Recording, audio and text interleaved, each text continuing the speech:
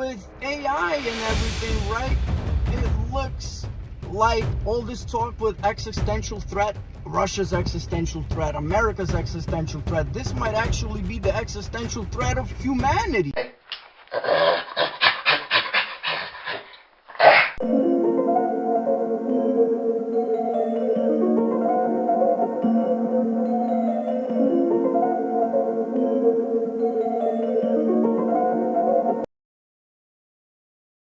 Good for thought. And all of these so-called geopolitical commentators and experts, like a Tucker Carlson, great example, they're all telling us that we are definitely headed for a world conflict this year. And I talk to a lot of geopolitical experts, but I actually talk to decent people. But a lot of these political mouthpieces, if you will, they mask themselves under a pretense that they are part of us, that they are one of the people, and they are telling us, and they keep putting it into our head, they want to make sure that we program this in our subconscious, that we are headed towards a world war this year, 2026.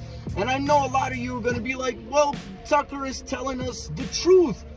And I'm like, yeah, exactly, he's telling us the truth. It's an old trick. They have to tell us something enough times until we make that truth happen, because it's not Tucker Carlson that's going to be packing a M16 or whatever running out there in the fields. Tucker is telling us we need to be the empire that we were always destined to be, which is actually going backward. And all of you people out there that are like, yes, empire, I can even begin to understand your point of view. But remember, if we want to be an empire, we have to remember that that entails colonization, regime change, proxy wars.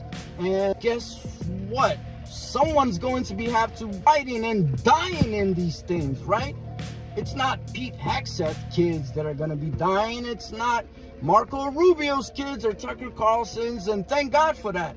But it's going to be yours and my kids dying, right? And if anyone has ever looked into the Kabbalah, you will know that this is a very sociologically strategic thing. We have to make this truth happen, because we are the ones that make this truth happen. So then later they can say, look, you guys did it, it wasn't us. And with AI and everything, right, it looks like all this talk with existential threat, Russia's existential threat, America's existential threat, this might actually be the existential threat of humanity. And because again, with AI, and yeah, we had, you know, population cuts with wars and plagues and all of that. Yes, population cuts.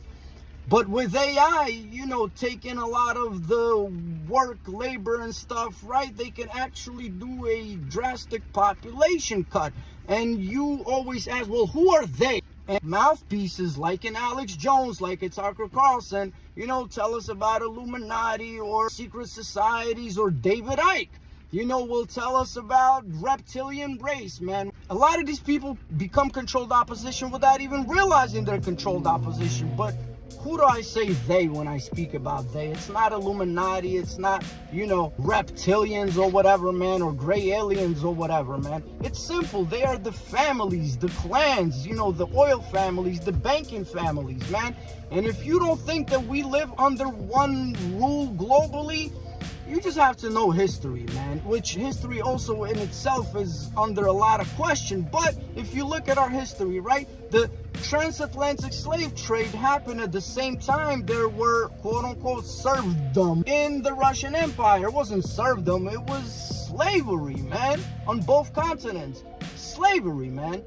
And the only time that happened in the Russian Empire, by the way, 85% of the population were legal slaves.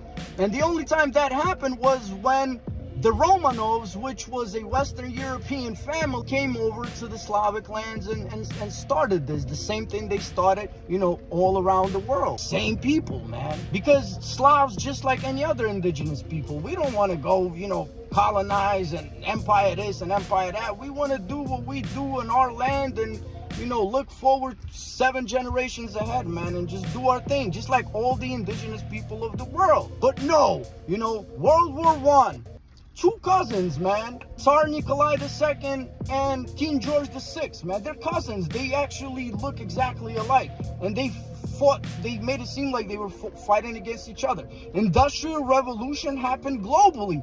And when it happened globally, we got a 1933, which was the Great Depression in America and the Great Starvation in the Soviet Union. How about that, man? Then World War II, you know, fascism against communism. Basically the same exact thing, bro. So that's who they are. And this is who we are. And we're being told that the only options that we have is, oh, the First Amendment. Well, who cares if you can insult somebody, man? Second Amendment, man. Are y'all really serious? You think with our little Glock 9s and our little 380s, we're going to be running against the government, bro? That's stupid as hell. That has never worked, right?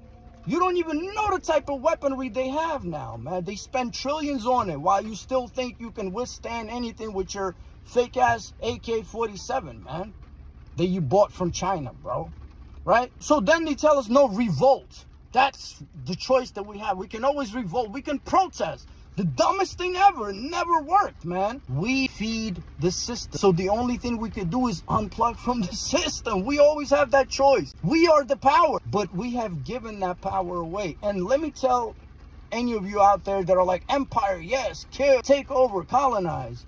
Anyone that has ever been remotely even close to a war will tell you that's not somewhere you want to be, man.